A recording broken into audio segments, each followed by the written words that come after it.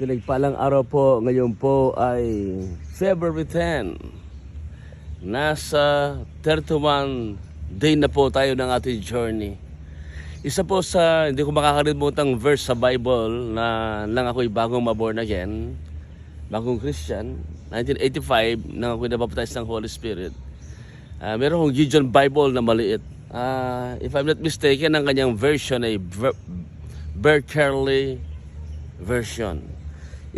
Every time nabuksan ko yung Bible ko, palaging nabubuksan sa 1 Corinthians chapter 14, verse 1, 2, and 3.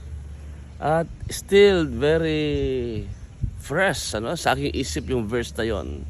Yung unang Korinto 14 sa Berkeley version. Sabi doon, make love is your great quest, and desire is spiritual gifts, especially that you may prophesy.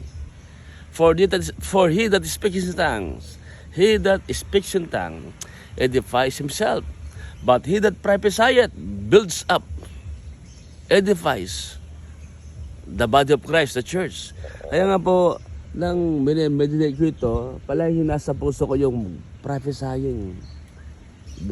That God will give me the special ability to preach, to explain the mysteries of God's Word. Kaya nga po, napakahalaga yung desire. Because desire it will determine your future, your destiny. At dito, ang sinasabi, desire is spiritual gifts. In other words, if you are not desiring spiritual gifts that will benefit the body of Christ, edify, build up, make the body of Christ strong, unshakable, talagang matatag, matibay, maaring nagkakasala tayo pag iba yung desire mo. Kasi you belong to the body of Christ. Kamukha ninyo, di ba? May ginagawa tayo sa ating katawan para maging malusog, para maging malakas, huwag magkasakit. Pag pinabayaan mo yung makakatulong sa katawan mo, anong mangyayari? Magkakasakit ka. It can be fatal. Hindi ka mag-grow, maghihina ka. You will not be productive and effective, di ba? Kaya napakahalaga, i-desire natin yung spiritual gifts. Pag hindi mo dinidesire, ninanais, binibitihi sa buhay mo, yung mga spiritual na kaloob, kapatid, nagkakasala ka. Ibig sabihin, wala kang contribution sa body of Christ.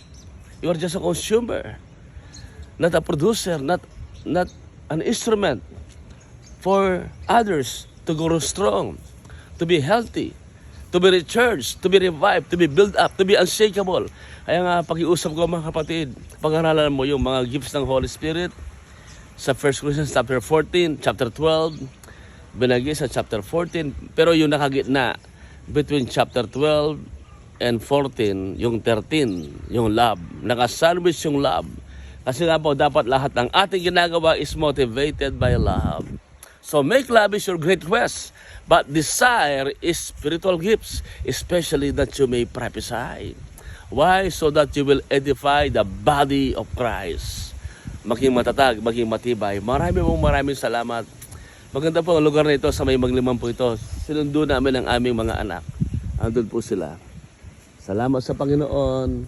God bless you po. Shalom. Desire is spiritual gifts. Amen. God bless you. God bless you. By the way po pala, yung aking series na The Power of a Renewed Mind, itutuloy natin yon. Pasensya na po na edit ko yung na-upload ko kagabi. Medyo maingay at hindi ganun kaganda. Salamat po. Praying for you. God bless you. Shalom. Thank you. Bye-bye.